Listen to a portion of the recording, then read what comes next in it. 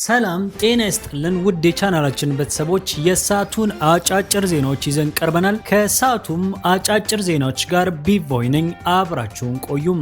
ለዛሬም በያዝናቸው ዜናዎችም ኢራን በኩዌት የሚገኙ ሁለት ቁልፍ የአሜሪካ ጦር ሰፈሮችን በድሮን መምታቷ ተሰምቷል። ዋሽንግተን በኢራን ላይ የስልታዊ ማዳከም ስትራቴጂ እየተገበረች ነው አሉ ወታደራዊ ባለሙያዎች። ዝርዝር መረጃውን ይዘናል። ኢራን ለአሜሪካ ጥቃቶች የሰጠችውን አጸፋም በጆርዳን፣ በባህሬን፣ በኩዌት የሚገኙ የአሜሪካ ማዕከላት ላይ ጥቃት መፈጸሟን በመገናኛ ብዙሃኖቿም እየገለጸች ትገኛለች። የ2026ቱ የዓለም ዋንጫ ባለቤት የሆነው የስፔን ብሔራዊ ቡድን በማድሪድ ከተማም በብዙ ደጋፊዎቻቸው ደማቅ አቀባበል ተደርጎላቸዋል። ዝርዝር መረጃውን ይዘናል። ወደ ሀገር ውስጥ ዜናም ስናመራ መቀለ ከተማም በራሪ ወረቀት ተበትኖ ማደሩ ተሰምቷል። ዝርዝር መረጃውን ይዘናል። አብዛኛው የአፍሪካ ሀገራት የህገ መንግስት ማሻሻያ የተደረገው የመሪዎችን ስልጣን ጊዜ ለማራዘም ነው። 2 ተርምስ ስላልበቃቸው 3 እናደርግላቸው፣ 4 እናደርግላቸው፣ የእድሜ ልክ እናደርግላቸው በሚል ነው ኮንስቲቱሽን የሚቀየረው ሲሉ ዶክተር አብይ ገለጹም። ዝርዝር መረጃውን ይዘናል። ዶክተር ደብረጽዮን አሁን የመጨረሻው ምዕራፍ ላይ ደርሰናል ብለዋል። ዝርዝር መረጃውን ይዘናል። አብራችሁን ቆዩም። የእስላማዊ አብዮታዊ ዘብ ጦር እንዳስታወቀውም የኢራን ኃይሎች በ16ኛው ዙር ዘመቻም ነጎድጓድም የአል አረዲህ ካምፕን እና የአልሳም ሳሊም ጦር ሰፈርን መጥቷልም። ከኢራን ድንበር 104 ኪሎ ሜትር ርቀት ላይ የሚገኘው አል አዲረህ በአሜሪካም ኃይሎች ዋነኛም የድጋፍ ማዕከል ነው ሲልም ገልጿል። አልሳሊም ደግሞ የአሜሪካ ጦር ወደ ምዕራብ እስያ ለመግባት የሚጠቀሙበት ዋነኛም የአየር የትራንስፖርት መተላለፊያም በር ነው ሲሉ ገልጿል። ዋሽንግተን በኢራን ላይ የስልታዊ ማዳከም ስትራቴጂን እየተገበረች መሆኑን ወታደራዊ ባለሙያዎች ገለጹ።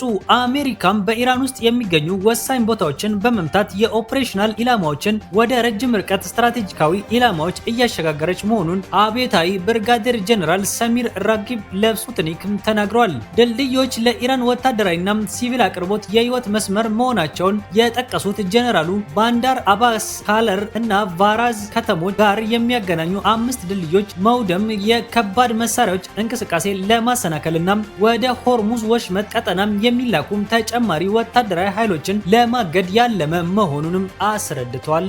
ኢራን ለአሜሪካ ጥቃቶች በሰጠችው አጸፋም በጆርዳን፣ በባህሬን እና በኩዌት በሚገኙ የአሜሪካ ማዕከላት ላይ ጥቃት መፈጸሟን ገልጻለች።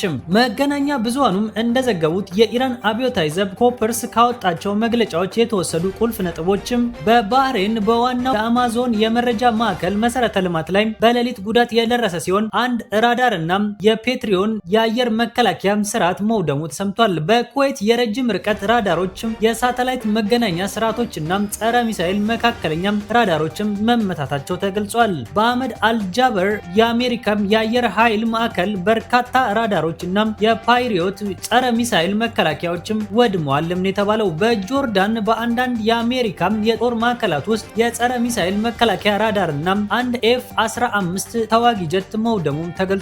በሆርሙዝ ወሽመጥ በደረሰው ፍንዳታዎች ሳቢያም 2 የነዳጅ ጫኝ መርከቦችም በእሳት መቃጠላቸውንም ገልጸዋል። በተያያዘም ዜናም የአሜሪካ ጦር የካርግ ደሴትን ለመውረር ካሰበም የኢራን ወታደሮች የአሜሪካን ወታደሮች ፊት ለፊት ለመቅጠም በጉጉት ደቂቃዎችን እየቆጠሩ መሆናቸውንም የኢራን የውጭ ጉዳይ ሚኒስትር አስታወቀም።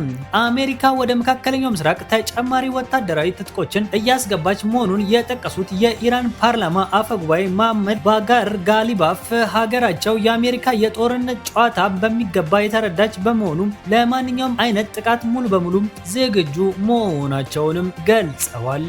የ2026ቱ የዓለም ዋንጫ ባለቤት የሆነው የስፔን ብሔራዊ ቡድን በማድሪድ ከተማ በብዙ ደጋፊዎች ደማቅ አቀባበል ተደረገለት። አርጀንቲናን 1-0 በማሸነፍ ሁለተኛውን የዓለም ዋንጫ ያበሰረችው ስፔን ደስታዋን በሲቢቤሌስ አደባባይ ከ10 ሺዎች ደጋፊዎች ጋር አክብራለች።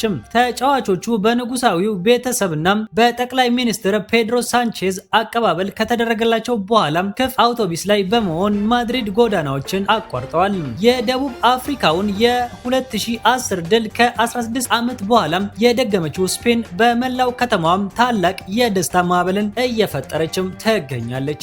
ወደ ሀገር ውስጥ ሰመራም የአብዛኛው የአፍሪካ ሀገራት የህገ መንግስት ማሻሻያ የተደረገው የመሪዎች የስልጣን ጊዜ ለማራዘም 2 ተርም ስላልበቃቸው 3 እናደርግላቸው፣ 4 እናደርግላቸው፣ የእድሜ ልክ እናደርግላቸው የሚል ኮንስቲቱሽን የሚቀየረው ሲሉም ዶክተር አብይ ገለጹ። በተጨማሪም የኛ ኮንስቲቱሽን ደግሞ የሚቀየረው የእድሜ ገደብ የሌለውን ስልጣን ከከባቢው በጊዜ ለመገደብ ነው። ቦተም አፕ መሆኑ ብቻም ሳይሆን ስልጣንን በህግ ለመገደብ ያለሙም ኢንስቲቱሽን በራሱም የተለየም ነው ብለው ገልጸዋል።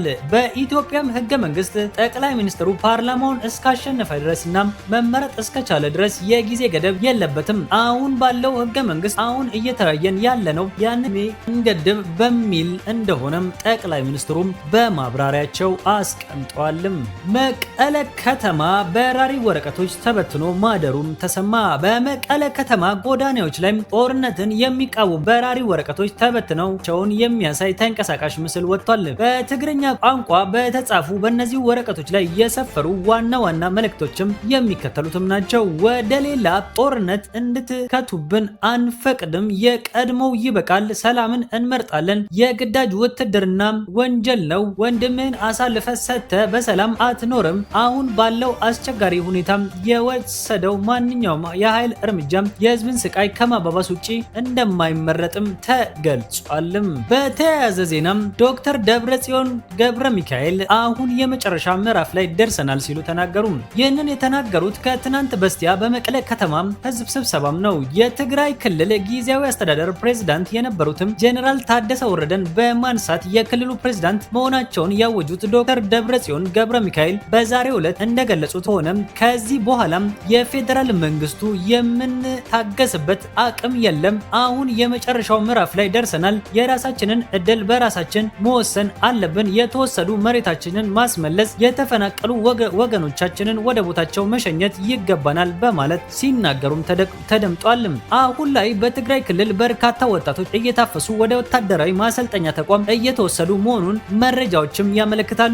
ይህን ጉዳይ በመቃወም ከትግራይ ክልል በርካታ ወጣቶች ለቀው እየወጡ መሆኑን መረጃዎችም ይጠቁማሉ። ከሰሞኑ በአዲስ አበባ ከተማም የተቃውሞ ሰልፍ መካሄዱም ይታወቃል። በብሔራዊ ምርጫ ቦርድ ህጋዊ ሰውነቱ የተነሳው ህወሓትም ከኤርትራ መንግስትና ከሌሎች አካላት ጋር በመጣመር ስብስብ ወይም ስምምነት በመመስረት የፌዴራል መንግስቱን በኃይል ለመጣል በእንቅስቃሴ ላይ መሆናቸውን መረጃዎችም ያመለክታሉ። ህወሓት በበርካታ የትግራይ ወጣቶችን ለሱዳን የእርስ በርስ ጦርነት በመስጠት ገንዘብ እንደሚያገኙ የተለያዩ ዓለም አቀፍ መረጃዎችም ሲጠቁሙም ቆይተዋል። አሁን ላይ በብሉ ናይል አካባቢም ተኩስ ለመጀመር በእንቅስቃሴ ላይም እንዳለም መረጃዎችም ይጠቁማሉ። ለሰዓቱም የነበሩን አጫጭር መረጃዎች እነዚህን ይመስሉ ነበር። ለቻናሉ አዲስ የሆናችሁም ቻናሉን ላይክ፣ ሰብስክራይብ በማድረግ የቤተሰብ አባል እንድትሆኑ በአክብሮት እንጠይቃለን። እስከዛውም መልካም ጊዜ